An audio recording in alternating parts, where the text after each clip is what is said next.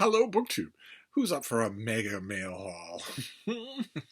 Shortly after I started returning to BookTube in 2023, I made a mail haul video to sort of get my legs back underneath me. And one of the things I mentioned in that video was that there was a huge pile of mail that was opened off camera while I was regenerating, and that had no part in 2023 videos. And I heard from a number of you saying that just because it was open doesn't mean you can't show us those books, which is kind of fair. So I grabbed a bunch of stuff here in addition to some packages that we will open on camera. So there's some new stuff and some old stuff here, and some periodicals. I got, for instance, another edition of the Bedford Times Press from Bedford, Iowa. 3 guys waving awkwardly at the camera, just so you're sure that you're getting a Midwestern paper. Which has my column. It has my weekly newspaper column, Ex Libris, which is always a thrill. Like I mentioned, it's always a thrill to get your own work in the mail. That's always a lot of fun. Then we got the Martha's Vineyard Gazette, broadsheet newspaper from the island off the coast of Massachusetts. There's a New Year's baby being proudly displayed by the family. Very nice. And this also has columns. It doesn't have a column by me, but it has 3 columns in the back on nature.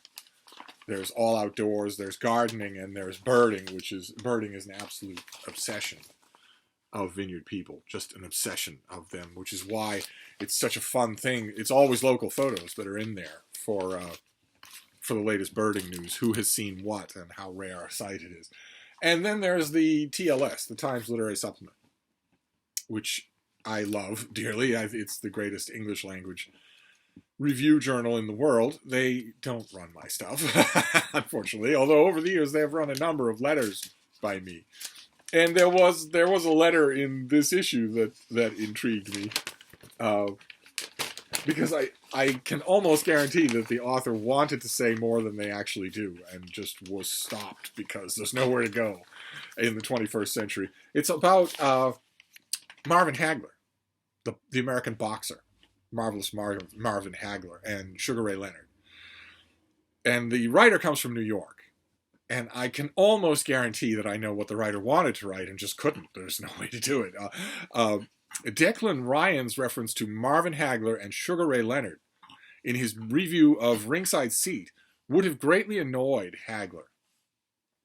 Throughout his life, he died in 2021, he complained bitterly that the boxing media, which unhesitatingly called Leonard by his nickname Sugar Ray, refused to extend the same courtesy to Hagler's moniker, Marvelous Marvin.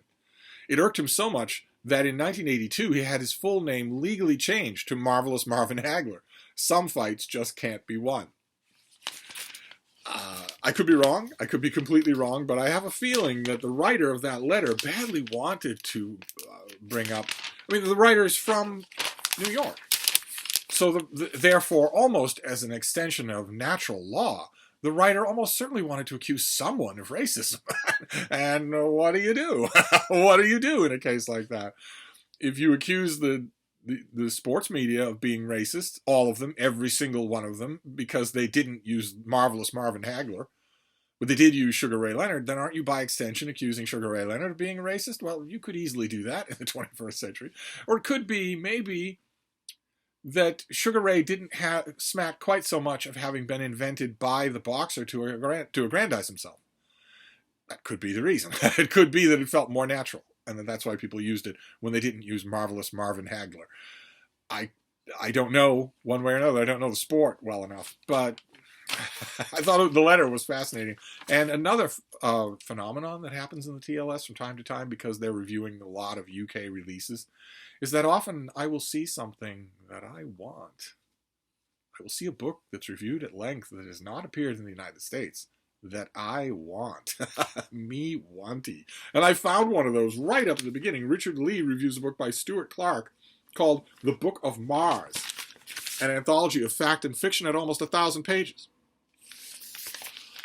Me wanty. Very much so, me wanty. I am going to have to make a mental note to check to see whether or not The Book of Mars is slated for an American release. Unlike with a large number of books in the TLS that get reviewed that I say, ooh, I really want that, This one I could see getting an American release. It's big. That's a work against famously timid readers in America, to put it nice and diplomatically. But I could see it getting an American publisher. So I'll have to check and see, A, if it's slated to get one later this year, or B, what kind of a deal I can get. Maybe I can find a cheap version of the Book of Mars and get it anyway. I don't want to miss it.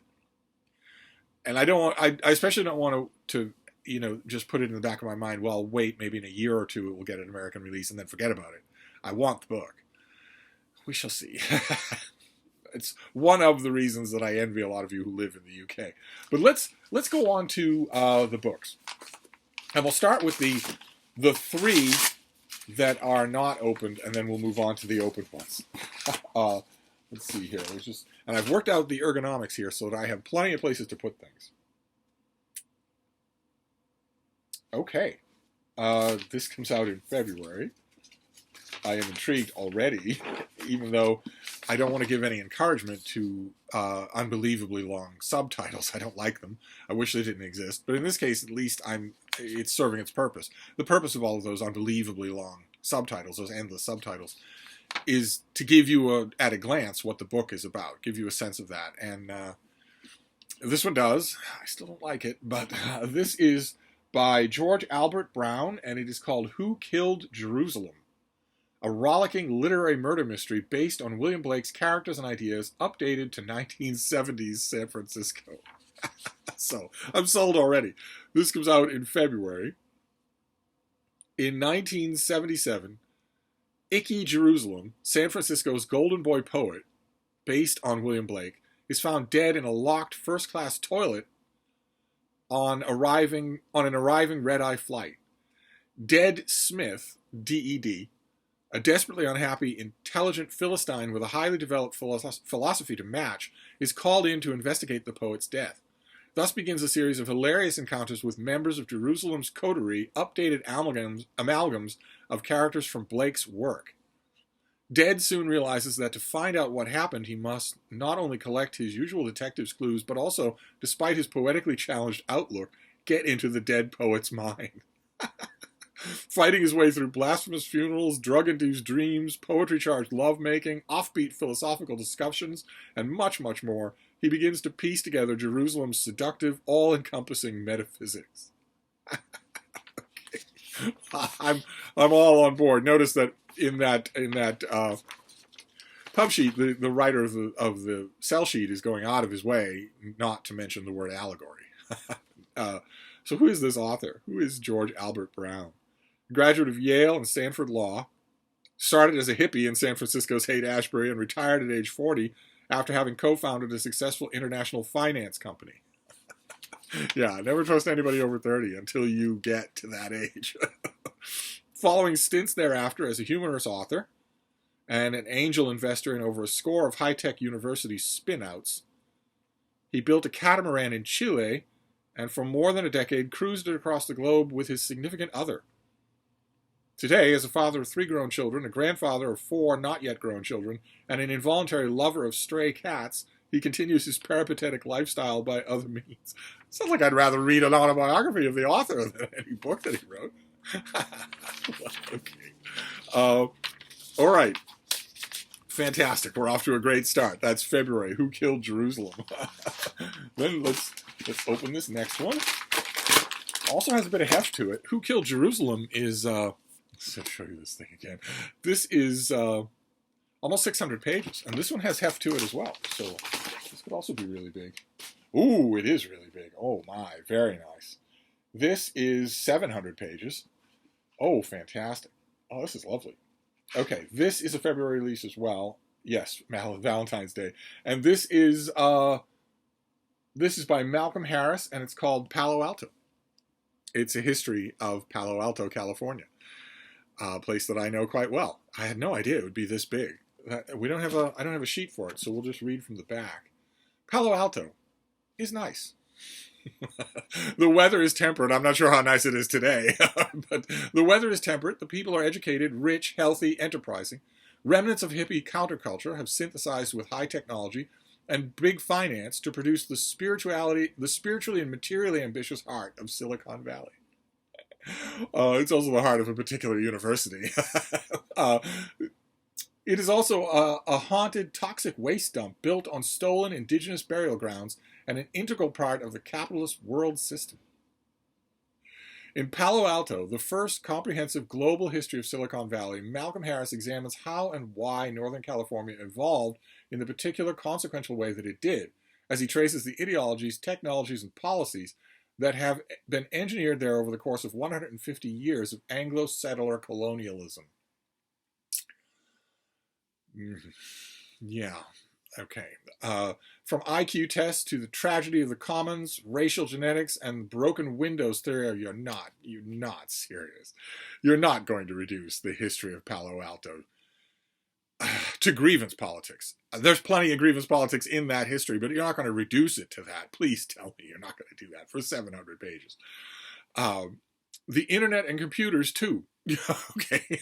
Yeah, the internet and computers, too. It's a story about how a small American suburb became a powerful engine for economic growth and war, and how it came to lead the world in a surprisingly disastrous 21st century. Palo Alto is an urgent and visionary history of the way we live now. Oh, God, we need to retire that term from sell sheets. One that ends with a clear-eyed, radical proposition for how we might begin to change course. Okay, well, I didn't see that coming. I'm going to read this eagerly, and I'm going to review it for the Christian Science Monitor, I believe. So I'll just have to make sense of what the author says. That is not the author. Keep in mind, that was the back of the book. The author might put those things in proper perspective, which would be great. They are seldom put in that perspective, but it would be great. Settler colonial history for Palo Alto, California. Okay, all right. Well, let's just charge on here. This is the last of the packages, and then we'll go on to a fairly good-sized stack of books that were opened while I was regenerating. So they're out in the wild. Let's see here. What's this next one? Okay, all right. Are you a February release? You are a finished copy. Nope, late January. Okay, it's fine by me. I am back in the reviewing game, so late January is fine by me. Those of you who don't know what I'm talking about, I am a book reviewer. I do a lot of book reviewing in a lot of different places, and one of those places is my own literary journal, Open Letters Review. I'm one of the editors, along with a good masthead of people, including a lot of people whose names you might recognize. And I'm going to do a lot more reviewing on Open Letters in 2023, I hope, than I did in 2022. I did a fair amount in 2022, but I'm going to do a lot more in 2023. In fact, now that I've got my feet underneath me and the date and time and language are no longer slipping and sliding around, I might like to do a review a day at Open Letters Review, or real close. That doesn't seem to me to be impossible, and certainly there are a lot of books out there that I would like to have my name on. So what have we got here? This comes out in late January. This is Struggle and Mutual Aid: The Age of Worker Solidarity by Nicholas de Lalande, translated by Anthony Roberts. Struggle and Mutual Aid. Okay, so what have we got here? As highlighted in recent episodes with corporate giants Amazon and Starbucks, the rights of workers continue to be part of the national conversation. Here, we're reminded of the continued social and political ramifications of a growing wave of workers feeling underrepresented and without a voice. While the COVID-19 pandemic continues to exacerbate wealth inequality in much of the world and has forced a reckoning with the ideas of essential work, it serves us to heed analysis of worker movements over the past 250 years to meaningfully engage in the question of where international labor movements can go from here. Okay. Okay, all right. That adds context, but it isn't necessary to know where international labor movements should go from here. Labor unions should be strengthened everywhere, strengthened. And they're not. They're weaker than they've ever been. And attacked on all sides, even by alleged allies like Joe Biden, like President Biden. So You want to start there rather than looking, to 250 years ago. But that's what this is going to be. This is going to be worker solidarity, worker collective action. Interesting. Okay, and did I mention the date? Yeah, late January. Okay, so those are our three. I noticed the light going a little weird here, and there's nothing I seem to be able to do about it. Well, that's okay. It's better than no light at all. And you can still see, you can't see the background quite so well, but you can still see the books. So now we'll do a stack of stuff that's already open, but it's still either new or immediately forthcoming. It might be of interest to you. So what have we got first here? I just grabbed things at random. This comes out in mid-March. Oh, okay. Okay, this is a cute little thing. This is Simple Gimple, which I'm assuming is Gimple the Fool, by Isaac Bashevis Singer, the great Isaac Bashevis Singer. A scandal here in that this is one of the greatest authors to write in America, and yet I don't think even all of his work is translated, much less regularly translated. I don't think that Isaac Bashevis Singer's great books have been translated in decades. So what have we got here? Why is this called Simple Gimple?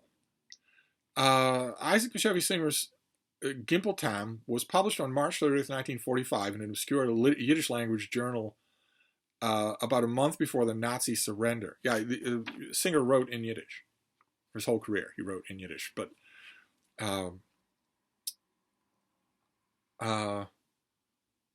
a story of bullying and the potential for revenge, it tells the deathbed confession of an orphan baker who is targeted by his own community for ridicule and practical jokes. Gimple has come to be seen as a symbol of the Jewish people in the diaspora. Should they be passive in the face of aggression, or should they defend themselves? When Irving Howe and Eleazar Greenberg, right, okay, that's Gimple the Fool. That's Irving Howe. That's Saul Bellow. Why is this? Well, anyway, let's find out instead of me interrupting. When Irving Howe and Eleazar Greenberg included Gimple Tam in their Treasure of Yiddish Tales, oh my, did that book sell. Oh my. Love to have a copy of that anthology. I'll find it. Howe asked Saul Bellow, okay, there we go, to help with the translation. It was finished in a single sitting and published in 1953 as Gimple the Fool, the version that has been since canonized as one of the fundamental stories of the 20th century. Yet, unlike every other major work of Singer's published in his lifetime, the author had no involvement in the English translation. In 2006, 35 years after Singer's death, Joseph Landis, editor of Yiddish, published a draft play script called Simple Gimple. Okay, well, Simple Gimple is a better English title. I like it better than Gimple the Fool, which Singer had translated himself from his own Yiddish original. Now, literary scholar David Stromberg has completed Singer's translation, which is paired here with Bellow's version and Singer's Yiddish. Oh! Fantastic. In this gorgeous definitive edition, readers can see that Gimple is anything but a fool, but rather someone accepting the complexities of his life and faith. Okay, so what we expect in the 21st century, we expect that nothing is ever done except as a criticism of something else. And I was wondering how that was going to work. The standard way here would be for everyone involved in Simple Gimple to passive-aggressively or just outright accuse everyone involved in Gimple the Fool of being anti-Semitic. But they were all Jews. So you're not going to be able to do that in the vicious 21st century. I did detect, though, I thought we were going to be without it, but then I did detect a note, a kind of light backhand criticism of Gimple the Fool, which sold a gazillion copies. Isaac Bashevis Singer certainly was not sorry about the renown of Gimple the Fool. But, I detect a note of it when we're told that Gimple is anything but a fool. Okay, it's Saul Bellow and Irving Howe, and the title Gimple the Fool, we're not calling Gimple a fool. Okay, A, he's a fictional character, and B, they were reflecting the reality of the story. They weren't calling him. Anyway, I want to look at this thing because is it true that this has? Oh my God, it does. It has the original Yiddish. Then it has the whole text of Gimple the Fool, translated by Saul Bellow at a kitchen table in one afternoon, and a new version, Simple Gimple. Fantastic. That is absolutely fantastic. What a phenomenon. Okay, this is by Restless Books, and this comes out in mid-March. God, I hope everybody writes about this. I hope everybody does. That is fantastic. What else have we got here? We're at 20 minutes. This is going to be a long video. If I were you, I would line up the cocaine. So this next one is by Oren Kessler, and it is called Palestine, 1936, The Great Revolt and the Roots of the Medieval Conflict, of the Middle East Conflict. And astonishingly, it has a faded black and white photo on the cover. This goes out in February. In the spring of 1936, the Holy Land erupted in rebellion, targeting both the local Jewish community and the British Mandate authorities that for 2 decades had midwifed the Zionist project. The Great Arab Revolt would last for 3 years, cost thousands of lives, Jewish, British, and Arab, and cast the trajectory for the Middle East conflict ever since. Yet, incredibly, no history of this seminal, formative First Intifada has ever been published for a general audience. I feel certain that's not true. My mind is automatically flashing back to the early 1970s. I can almost picture them. I feel certain that's not true. Okay, based on extensive archival research on 3 continents and in 3 languages, Palestine 1936 is the origin story of the world's most intractable conflict. Okay, fantastic, great. Palestine history. Okay, what is this next one? Skinny little thing. Oh my. Okay. Great. Wow, who's made this to me? This comes out in March. It says it comes out as a paperback for $16. I don't know if that means that it was out already in hardcover and I missed it. It's coming out as a $16 paperback in March. It is by Jeremiah Johnston, and it is called Body of Proof: The 7 Best Reasons to Believe in the Resurrection of Jesus and Why It Matters Today. Very pretty cover. Very nice. What have we got here? Jeremiah Johnston is a New Testament scholar. And what is this book? Culture is doing its best to convince the world there is nothing special about Jesus. Culture has never said anything of the kind. Starting off with a straw man. That's not good. Compounding this is the failure of the most churches to grow their followers' faith beyond a Sunday school understanding. As a result, the most important historical fact of the Christian faith is often the most misunderstood, relegated to Easter and funeral pep talks, the resurrection, and it's creating a powerless Christianity. Okay, number of problems. The resurrection of Jesus Christ is not a historical fact. That's problem number 1. And problem number 2, it's not creating a powerless Christianity. It's creating a Christianity that has no power over a secular government. Christianity had 2,000 years of unquestioned, uncontrollable power over secular governments.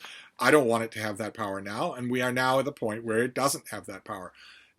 When you talk about a powerless Christianity, it's pretty obvious what you want that power to be. And you don't want it to be the power to save souls. You want it to be the power to ban abortion.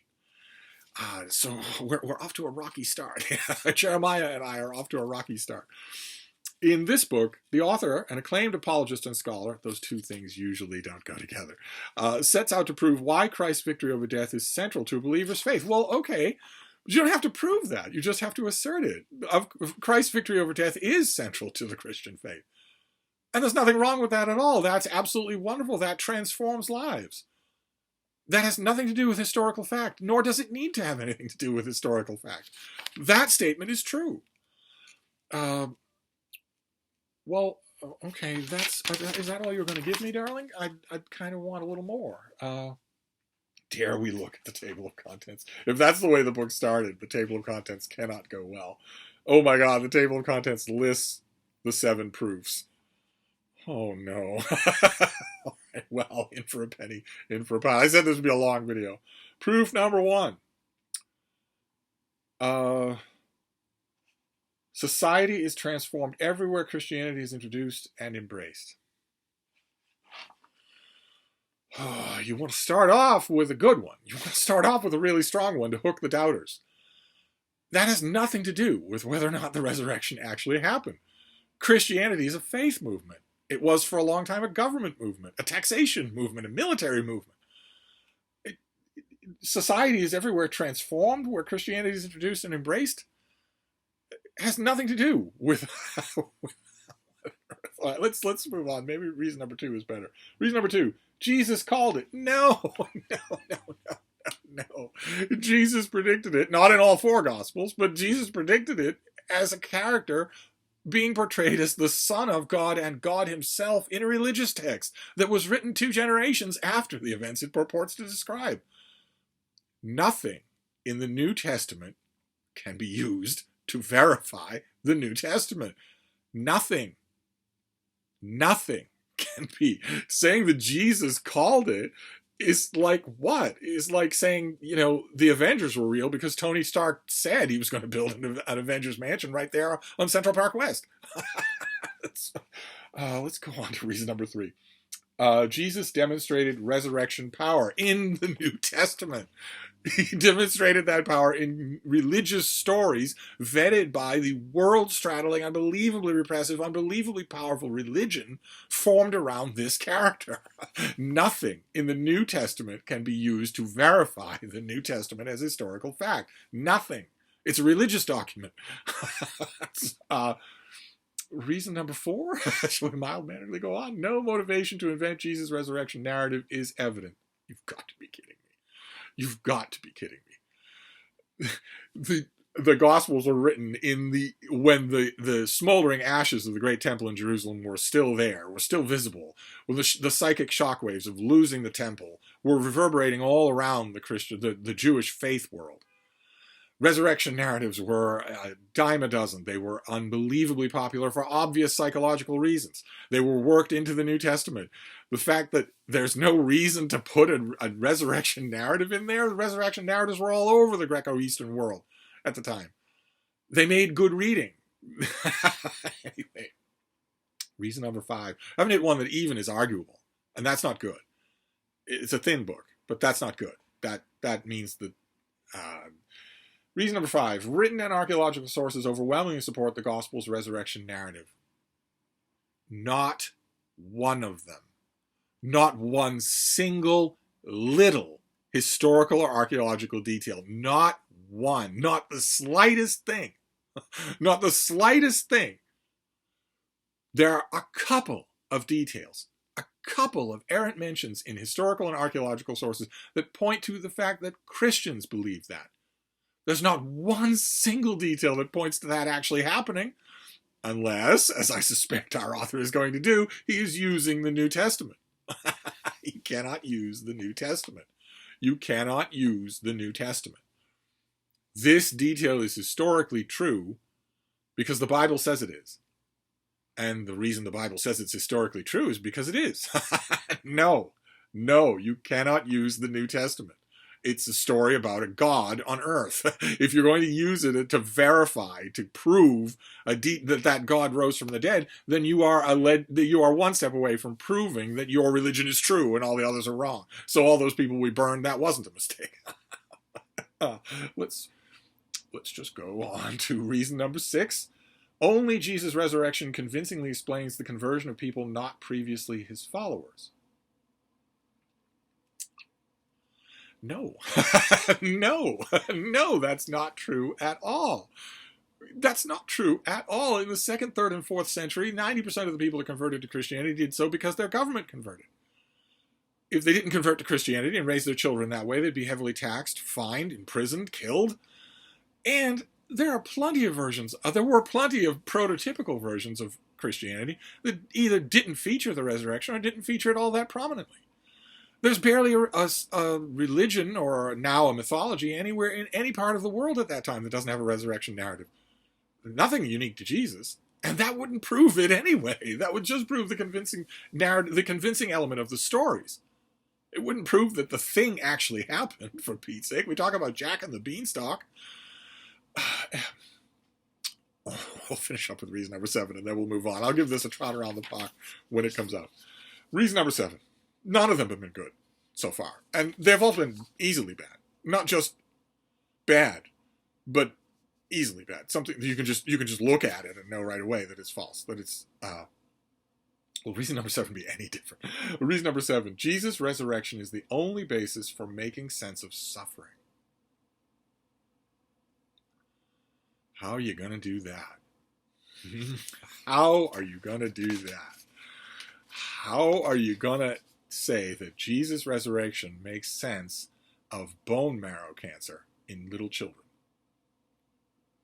I'm not even talking about that burlap sack full of mewling kittens that someone dropped in a sewer, not because they couldn't take care of them, but just because they liked the sound of them dying one by one. I'm not talking about that kind of totally pointless suffering.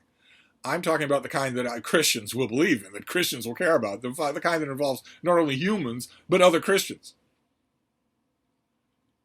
We're talking about a baptized child of a little less than 2 years old, who develops bone cancer.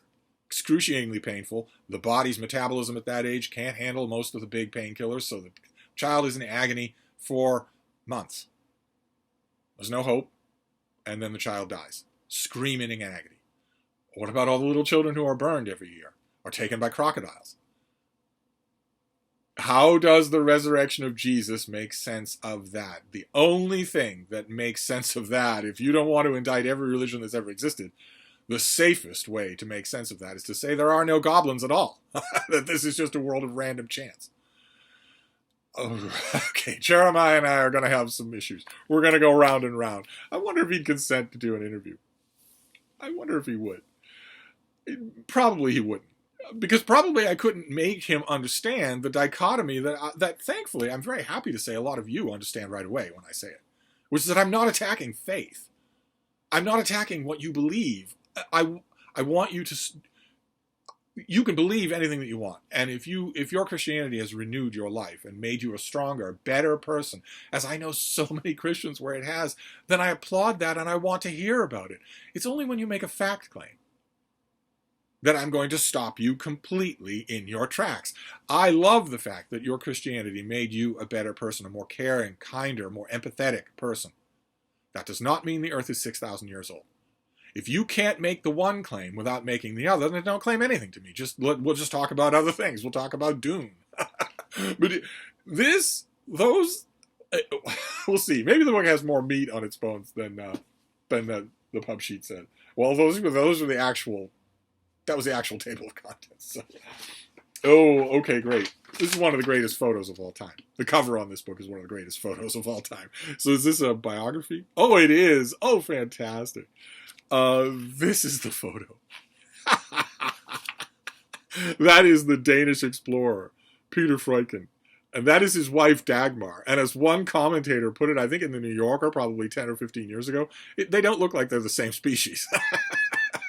He is... I forget who did this photo. It's absolutely iconic, though. That is not a composite. They are standing together. They are being photographed together in the same studio.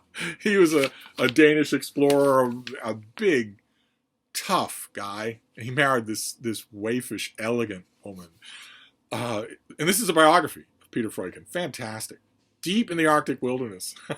Freuchen's life, by turns humorous and heart-wrenching, seemed ripped from the pages of an adventure novel. And now his story is finally being told. Yes, finally. I don't think this guy's had a biography in English. Did I mention anything about this? I'll tell you anything useful about this. This comes out in late February. It's called Wanderlust, An Eccentric Explorer, An Epic Journey, and a Lost Age by Reed Mittelbuhler.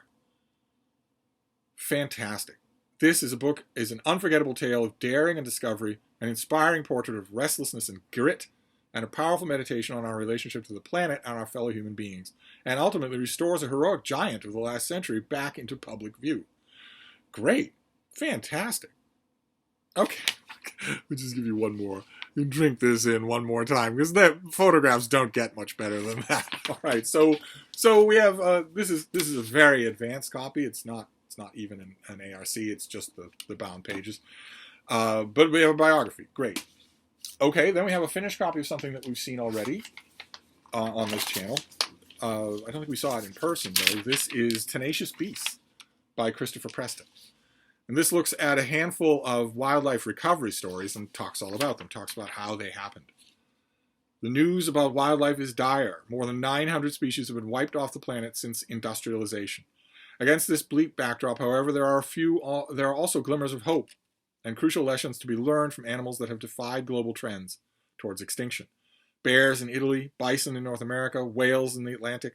These populations are back from the brink, some of them in numbers unimaginable in a century. How has this happened? So this takes you through all of those stories. We've talked about it before, and I gave a very reductionist answer to the question of how has this happened that those are aggressively protected species. No animal will survive without, in the 21st century, without aggressive protection by human beings. This is the Anthropocene.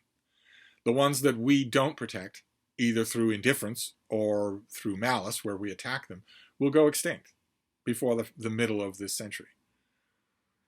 It's only the ones that we think about, that we remember, that we know about, and that we extensively protect, that we work to go out of our way to protect. They're the only ones that no life on this planet will exist except with our sufferance in the 21st century. So we will determine what the biosphere looks like in 2099. Okay, then this next one we've seen already on this channel. This is an older. This was sent to me very late. We saw this on this channel already. This was a December release. This is Mercy by Cathal Nolan. And this is about mercy in wartime. This is just the finished copy. I have already read this. I've already praised it to you. I've already put it on a TBR. And I've also, I think, already put it on my year-end list. So no need to dwell on that very much. Then we have a book by Christopher Beckwith. So another candidate in the sweepstakes for the most British name. This is The Scythian Empire, Central Eurasia and the Birth of the Classical Age from Persia to China. And this comes out in a week. This comes out on January 17th. In the late 8th and early 7th century BCE, Scythian warriors conquered and unified most of the vast Eurasian continent, creating an innovative empire that would give birth to the age of philosophy and the classical age across the ancient world. In the West, Near East, India, and China, mobile horse herders who lived with their cats in wheeled felt tents, the Scythians made political organization and the world-changing ideas of Buddha, Zoroaster, and Lao Tzu, all of whom were part of that empire. Okay, great. Fantastic. This comes out, this is a January release, so I will get right to it. Quite a few of these books will go right on the list for tonight or the end of this week, before this weekend, because I'm sure the doorstep of the weekend is going to have a pile of other stuff that I have to get to. What is this next one? Is this also, no, this is a January release. This also comes out on the 17th. This is by Kidada Williams, and it is I Saw Death Coming, a history of terror and survival in the war against Reconstruction. So, Civil War has ended, slaves have been freed, but half the country, more than half the country, you can write a proclamation, but you can't change human hearts.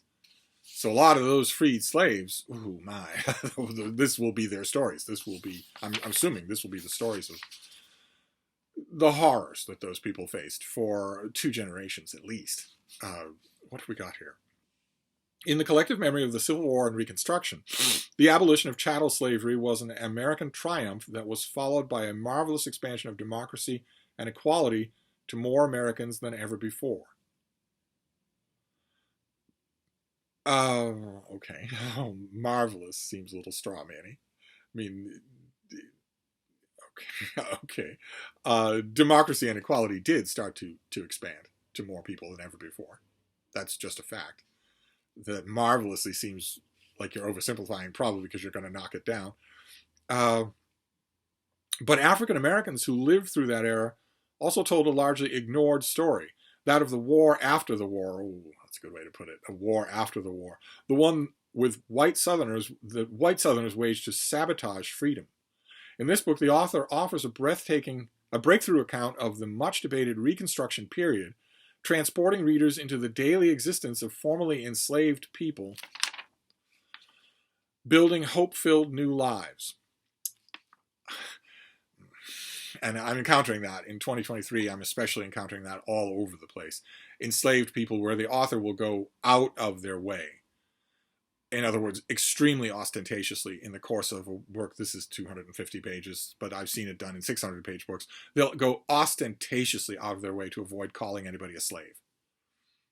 It's not slave. It's enslaved person.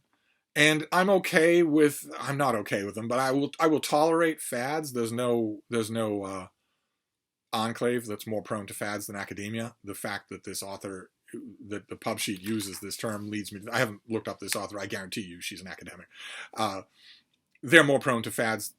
Academia is more prone to fads than any other group. Even high school teenagers are less fad prone than academia. Problem with fads in academia that I have in the 21st century is that they're all mandatory. And mandatory fad isn't fun anymore. It's fascism. So if you write a monograph or a popular work of history and you call people slaves instead of enslaved people, are you going to lose your job? Is your house going to be firebombed? Are you going to be employable again ever? Because if the answer to those things is that, oh, that's all going to happen, then it's not a fad anymore. If it's mandatory, it's not a fad anymore. And that bothers me. Because I know that for some people who advocate a silly little word choice like that, right, for 70 years, colored people was a term that anyone could use. And no matter what their skin color was, anyone could use it. It didn't denote that you were a lifelong bigot from a family of lifelong bigots. It didn't require that you be fired and the earth salted under your feet. It was just a normal term. Then it got changed in a fad. But the fad is fascist. The fad is absolutely mandatory. No one is allowed to use that earlier phrase now, even though no offense was meant by 99.9% of the people who did use it. Instead, you can't use it anymore. You have to use the ridiculous, groaning prepositional phrase, extended exact same thing, people of color. But you have to do it. So is this the same thing? Is this another version of the same thing where it's not just that we're not saying slave anymore, we're saying enslaved person, because we don't want to forget that they were real people, because you're white, so you probably own slaves right now.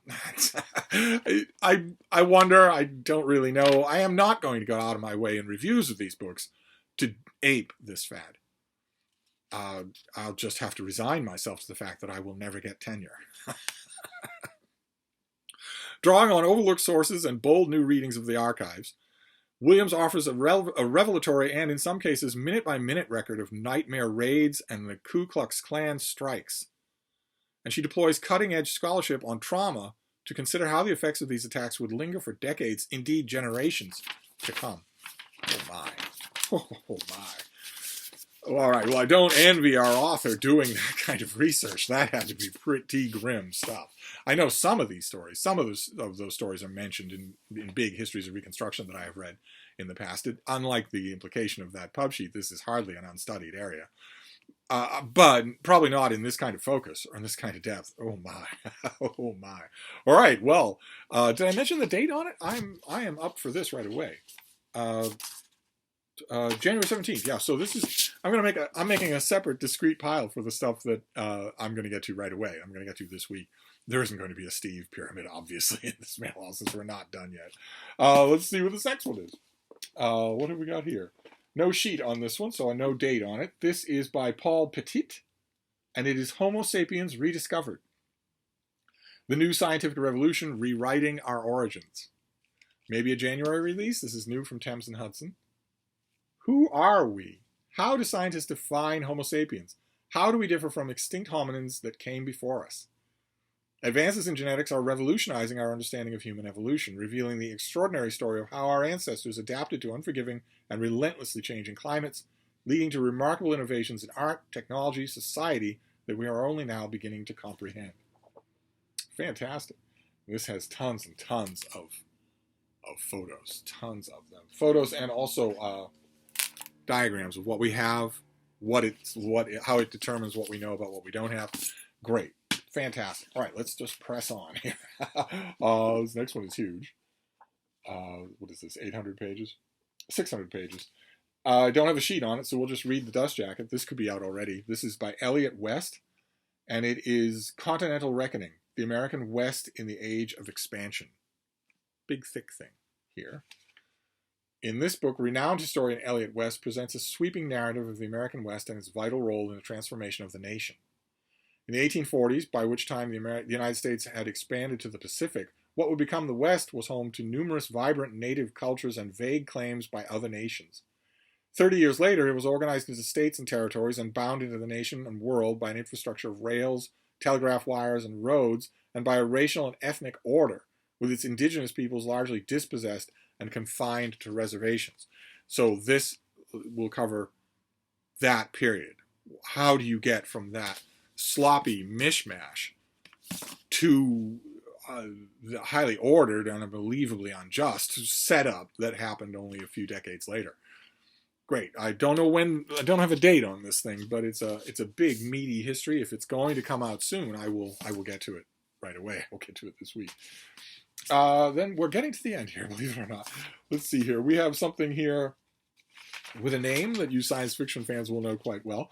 This is a novel called Observer by Robert Lanza and Nancy Kress. She's a co-writer on this thing. This is a January 10th release, so this is out now in bookstores. Called one of the most brilliant minds of our times and listed among Time magazine's most influential people, Robert Lanza's work, now it's Robert Lanza who was called those things, not his work. His work has spanned many fields from biology to theoretical physics. Best known for his pioneering research into vanguard of stem cell science and for cloning the first human embryo, Lanza is also the father of biocentrism, a theory where the observer is the basis of the universe. Yes, very familiar with biocentrism. We've actually had a book in this mega mail haul that was also about biocentrism. Can you pick which one it was? In this book, written with Hugo and award-winning author Nancy Kress, I wonder when they're going to mention the elephant in the room, the great writer in the room. Lanza's groundbreaking scientific work is the basis for a bold and thought-provoking novel that confronts mysteries in the space between biology and consciousness, between the self and what we assume is external reality. It's about a young neurosurgeon. When she accuses a superior of sexual misconduct, a Twitter storm upends her career. With few professional options and an impoverished sister with a profoundly disabled child to support, she's willing to consider a strange and unexpected proposal from her late great-uncle, Nobel Prize-winning scientist Samuel Watkins, a man she barely knows. Okay. All right. Well, I don't know what the science fiction is here. Is the science fiction some new AI uploading of consciousness and some science fiction elaboration of what we understand as neuroplasticity? Or is the science fiction the fact that if a woman accused her elderly male colleague of sexual impropriety, she would lose her job? Which is science fiction. They're equally unbelievable, so I don't really know. But I get to read this right away and find out. I don't know to what extent it is the new Nancy Kress. It appears that the pub sheet's going out of its way not to call it that. But I don't know Robert Lanza. I have no idea among his many, many other talents what kind of a writer he is. So we shall see. Let's see here. Let's finish up with two oversized books. So the first one is a kid's book. This is by Samriti Prasadam Halls and Alison Brown, and it is called The Very Best Hug. And in this book, a little child tests out all kinds of different animals to find out who gives the very best hug.